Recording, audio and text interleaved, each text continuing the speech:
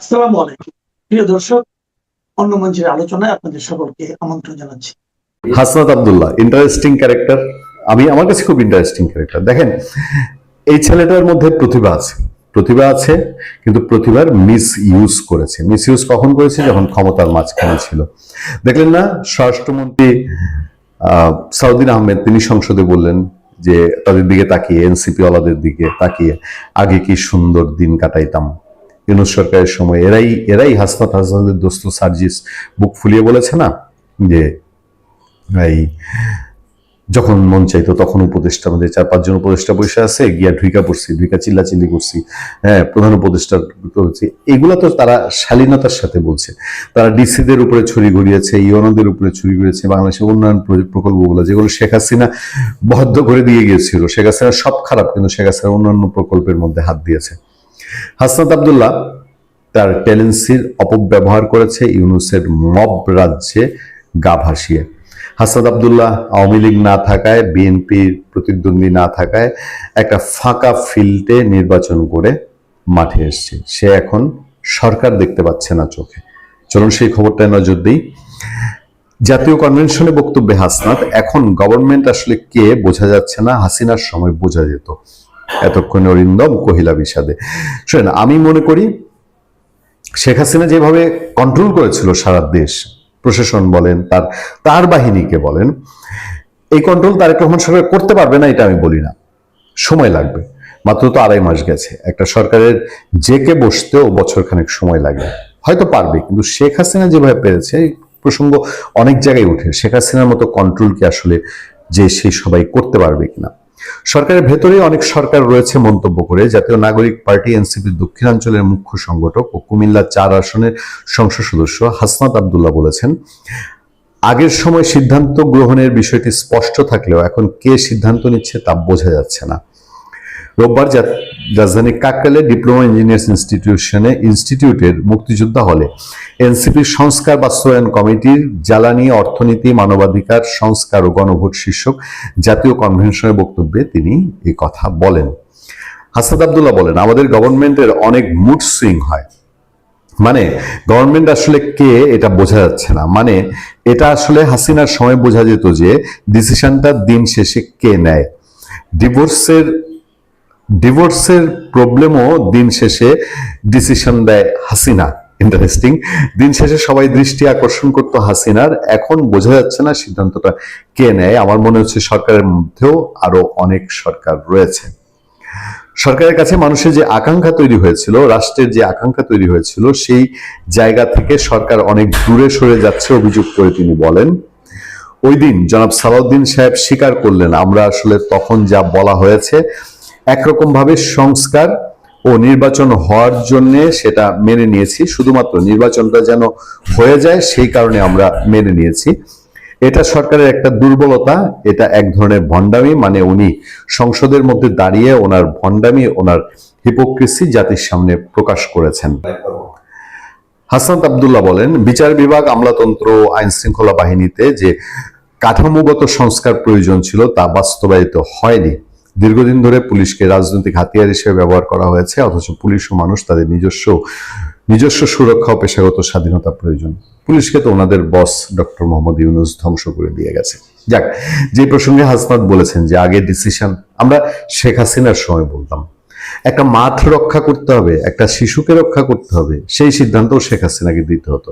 এবং শেখ হাসিনার সমস্ত মন্ত্রীরা যে কোনো জটলে, 5ই আগস্টের যে গ্যাঞ্জাম লেগেছিল তখনও তারা বসেছিল, রবীন্দ্রসঙ্গীত শুনছিল যে নেত্রী আছে, উনি ঠিক করে দিবে। মানে তাদের আর কোনো দায় দায়িত্ব নাই।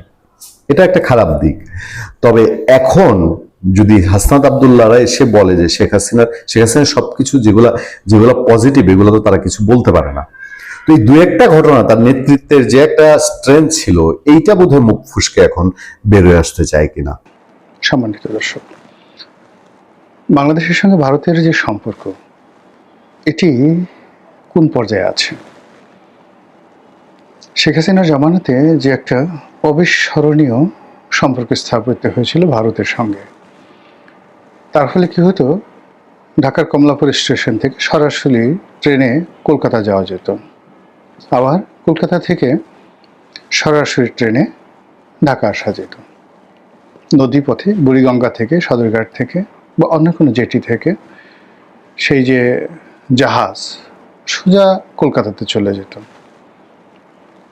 তারপর বিভিন্ন সীমান্ত দিয়ে বাংলাদেশের সঙ্গে যে ভারতের পর্যটন সুবিধা, ব্যবসা বাণিজ্য থেকে শুরু করে অন্য যা কিছু রয়েছে, সেটি এমন একটা লেভেলে পৌঁছে গিয়েছিল, যারা কেবলই মাত্র এই ব্যবসা বাণিজ্যের সঙ্গে সম্পৃক্ত তারা বলতে পারবেন যে ওই সময়টা কেমন ছিল। আর আমরা যারা বিভিন্ন সময়টিতে ভারতের সমালোচনা করে আসছিলাম, তারা এই ভারতের কাছে দেশ বিক্রি করে দেওয়া হচ্ছে, ইজ্জত থাকছে না, আমাদের দেশ সিকিম হয়ে যাচ্ছে, আর শেখ হাসিনা দিল্লির দাসী, এই কথাগুলো কিন্তু আমরা বারবার বলে আসছিলাম।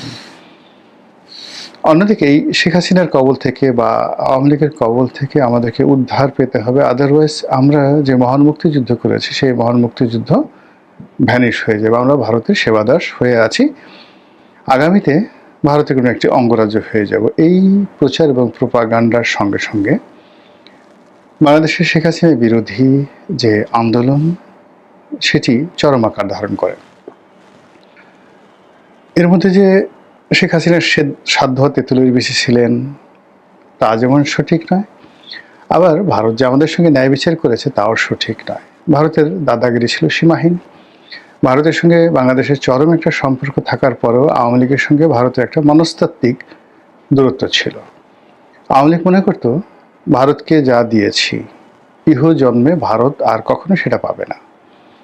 অন্যদিকে ভারত যেটা মনে করতো সেটা হলো যে তুমি আমাকে কে দেবে বা তোমরা আমাকে কে দিবে, বরং আমরা না হলে তো তোমরা ক্ষমতায় বসতে পারতে না, তোমাদেরকে ক্ষমতা আনা, তোমাদেরকে ক্ষমতায় টিকিয়ে রাখা, নানা কারণে আমরা যে ঝুঁকি নিয়েছি সেই ঝুঁকির ফলে আমরা আসলে যা পাওয়ার কথা তার চেয়ে অনেক কম পাচ্ছি।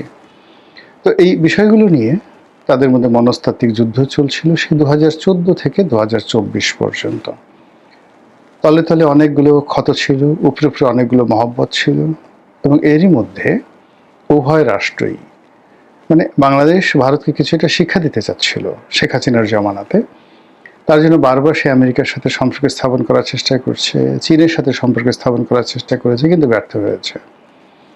আবার ভারত বসে থাকেনি, তারা বাংলাদেশে যে সকল রাজনৈতিক দল রয়েছে, বিএনপি, জামাত, এমনকি ছোট ছোট যে রাজনৈতিক দল, তাদের সঙ্গে যোগাযোগ করার চেষ্টা করেছে এবং শেখ হাসিনার বিরুদ্ধে তারা যেন ঐক্যবদ্ধ হতে পারে।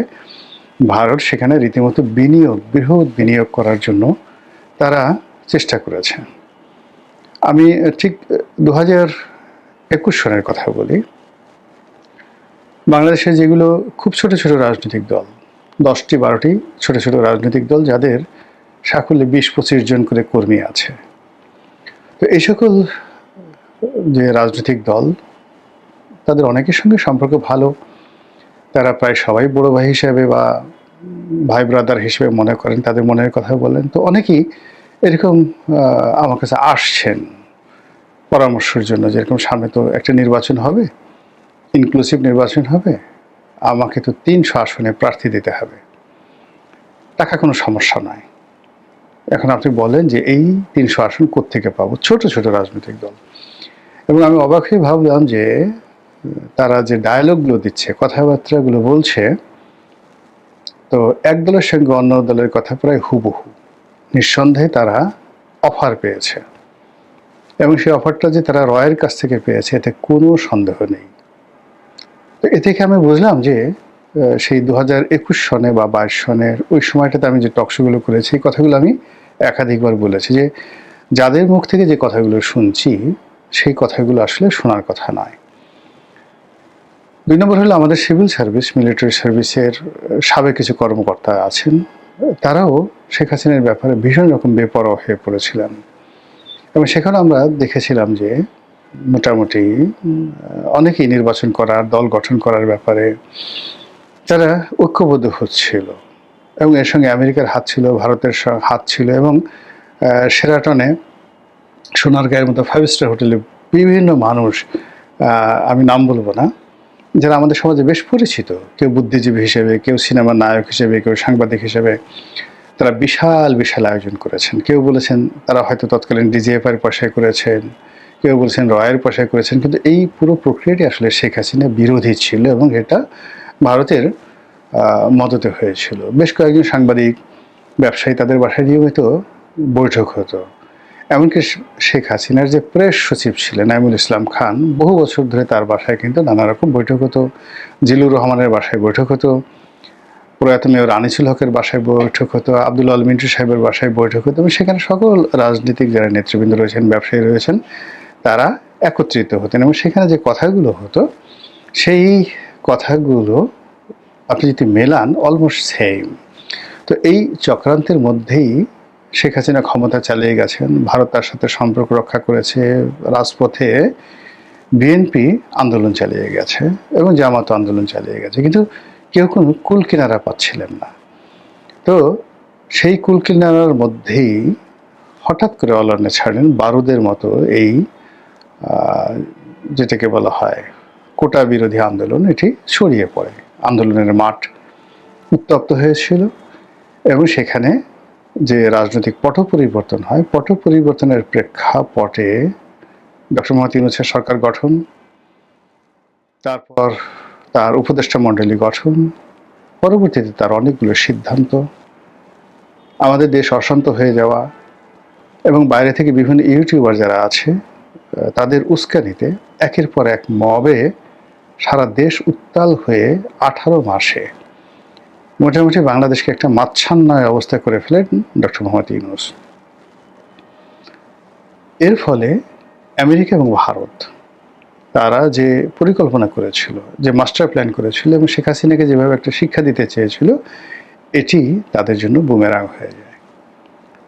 এখন যে কথাটি আপনারা সবাই জানেন যে জনাব তারেক রহমান সাহেবের সঙ্গে সেই ইলেকশনের অনেক আগের থেকেই দিল্লি একটা ভালো সম্পর্ক স্থাপন করতে চেয়েছে এবং সেই সম্পর্কটি এতটা মানে যাকে বলা হয় দৃঢ়তার সাথে তারা করতে চেয়েছে যে বেগম খালেদা জিয়ার শেষকৃত্যে অর্থাৎ জানাজাতে স্বয়ং ভারতের পররাষ্ট্রমন্ত্রী এস জয়শঙ্কর তিনি উপস্থিত হয়েছিলেন এবং এস জয়শঙ্কর এই মুহূর্তে ভারতের অত্যন্ত গুরুত্বপূর্ণ একজন ব্যক্তি, দুজন ব্যক্তি জনাব নরেন্দ্র মোদীর কাছে খুবই গুরুত্বপূর্ণ, একজন এস জয়শঙ্কর আর একজন হলেন অজিত দোভাল।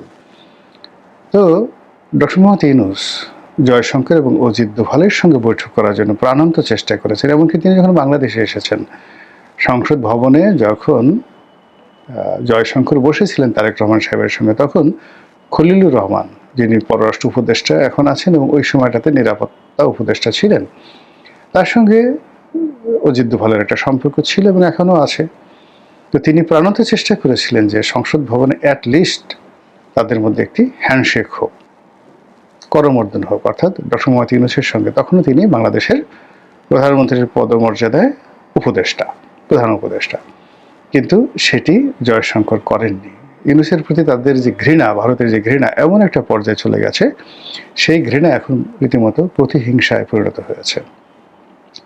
ভারত যদি জীবিত থাকে, নরেন্দ্র মোদী জীবিত থাকে, অজিত দোভাল জীবিত থাকে, তাহলে ডক্টর মোহাম্মদ ইউনূসের যে বাকি জীবন, এটা জমানায় তারেক মানে যদি থাকে বা অন্য যে কোনো জমানা আসে, যেভাবে হোক না কেন ইউনূসকে ভারত স্বস্তিতে থাকতে দেবে না, আমেরিকা কোনো অবস্থাতে তাকে রাখবে না। ঘৃণাটা ওই পর্যায়ে গিয়েছিল। এই ঘৃণাটা কেন হলো? এর কারণ হলো ডক্টর মোহাম্মদ ইউনূসকে বা এনসিপিকে বা সমন্বয়কদেরকে বা শেখ হাসিনাকে হটানোর ক্ষেত্রে এদেরকে নতুন ক্ষমতা আনতে ভারত এবং আমেরিকার যে মাস্টার প্ল্যান ছিল, প্রায় সবগুলো মাস্টার প্ল্যান একের পর এক বুমেরাং হয়ে পড়েছে। এবং এই বুমেরাং হওয়ার জন্য ডক্টর মোহাম্মদ ইউনূসের অদক্ষতা, অযোগ্যতা এবং তার ব্যক্তিত্বহীনতা, মেরুদণ্ডহীনতা এবং তার যারা উপদেষ্টা ছিলেন তাদের কুপমণ্ডকতা একসাথে কাজ করেছে। ফলে ধরুন আপনার ক্ষেত্রে চিন্তা করুন যে আপনি খুব আশা করে কাউকে ঘরে স্থান দিয়েছেন, তারপরে শোয়ার জায়গা দিয়েছেন, রাতে খুব পোলাও কুরমা খেতে দিয়েছেন, সকালবেলা গিয়ে দেখলেন যে বেচারা পায়খানা করে, পেশাব করে, পেট খারাপ করে আপনার পুরো রুম মানে খাট ঠাট সব নষ্ট করে ফেলেছে। আপনার মেজাজটা কেমন লাগবে যদি আপনি মহামানব না হন? ওই লোক যদি ওখানে বসা থাকে আপনার কি মনে হবে? তাকে কি আপনার চুমা দিতে ইচ্ছে করবে, বা ঠিক আছে ভদ্রলোক পায়খানা করেছে আপনি নিজ হাতে একটু পরিষ্কার করে দেন, না চড়াই ওর 32টা দাঁত খুলে দিতে ইচ্ছা করবে? তো ওইরকম যারা বিদেশি শক্তি পিছন থেকে যারা ইনভেস্ট করেছে, ধরেন আমেরিকা ইনভেস্ট করেছে, অন্যান্য দেশ যদি ইনভেস্ট করে থাকে, তার যেমন একটা যাকে বলা হয় প্রতিদান তারা চেয়েছিল, সেই প্রতিদান তারা পায়নি। এটি গেল এক। 2 নম্বর হলো যে যখন কোথাও আলু পুড়ে, কোনো গোডাউনে আগুন লাগে, বহু পক্ষ সেখানে উপস্থিত হয়। তো বাংলাদেশে শেখ হাসিনার অবর্তমানে প্রায় সবাই ঝাঁপিয়ে পড়েছে এই দেশ দখল করার জন্য, এই দেশ থেকে সুবিধা নেওয়ার জন্য। সেটা পাকিস্তান, চীন, আমেরিকা, ভারত, সবাই, এমনকি ইউরোপীয় ইউনিয়ন, সবাই এখানে, এমনকি ফ্রান্স, তারাও ঝাঁপিয়ে পড়েছে। কিন্তু এখানে ডক্টর মোহাম্মদ ইউনূসকে চাপে ফেলে যেভাবে একটা চুক্তির মধ্যে আমেরিকা তাকে জড়াতে পেরেছে, অন্য কেউ এখানে কিছু করতে পারেনি। সবাই এখানে আলু ভর্তা তো দূরের কথা, আলুর যে মানে চামড়া, এটাও তারা পায়নি। ফলে বুঝতে পারেন যে এই লোকের প্রতি তাদের যে ক্রোধ অনেক অনেক বেশি। যা হোক, সে তারপরে ওই ঘটনার পরে একটা নির্বাচন হলো, ধরে নেওয়া হয় সেই নির্বাচন হওয়ার পেছনে 90% এফোর্ট ছিল ভারতের। এই যে 2026 সনে যে নির্বাচন হয়েছে, ধরে নেওয়া হয়, আমি আবার বলছি, আমার কাছে কোনো সুনির্দিষ্ট তথ্য নেই, হঠাৎ করে ডক্টর মোহাম্মদ ইউনূসের উপর চাপ প্রয়োগ করা, তারপর তাকে নির্বাচনে রাজি করা, তারেক রহমান সাহেবকে বাংলাদেশে আনা, ইত্যাদি সব বিষয়ে ধরে নেওয়া হয় ভারতের 90% এখানে এফোর্ট ছিল। আর 10% এফোর্ট হলো আমেরিকা। তারা ভারতকে শুধু এখানে সায় দিয়েছে।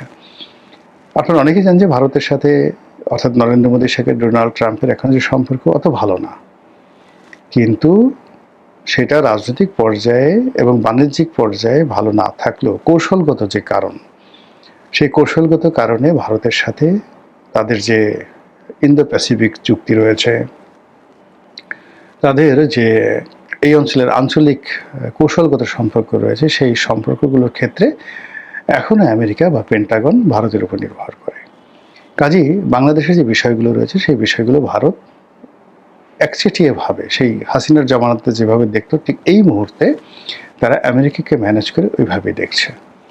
তো এই যে নতুন সরকার এলো, জনাব তারেক রহমান সাহেবের সরকার, সেই সরকারের উপরে তাদের যে এক্সপেকটেশন ছিল, তাদের যে আগ্রহ ছিল, এবং তারা যেভাবে যে বিষয়গুলো আশা করেছিল, সেই বিষয়গুলো পরিপূর্ণতা পাওয়া বা সেই বিষয়গুলোর প্রতিদান পাওয়া, এটা ভারত একেবারে প্রথম দিনই বুঝে গেছে যে এটা সম্ভব নয়। যে জনপ্রিয়তা, যে দক্ষতা বা যে দৃঢ়তা মোটামুটি দরকার ভারতকে একটা সুবিধা দেওয়ার জন্য, একটা করিডর দেওয়ার জন্য, ভারতের সঙ্গে কৃত যে চুক্তিগুলো রয়েছে, কিংবা এই গত 1.5 বছরে ভারতের যে ক্ষয়ক্ষতি হয়েছে বাংলাদেশের সঙ্গে সম্পর্ক না থাকার কারণে, এগুলো পুষিয়ে নেওয়ার জন্য বর্তমান সরকারের যেটা কমিটমেন্ট থাকা দরকার, সেই কমিটমেন্টটি তারা দেখাতে পারছে না।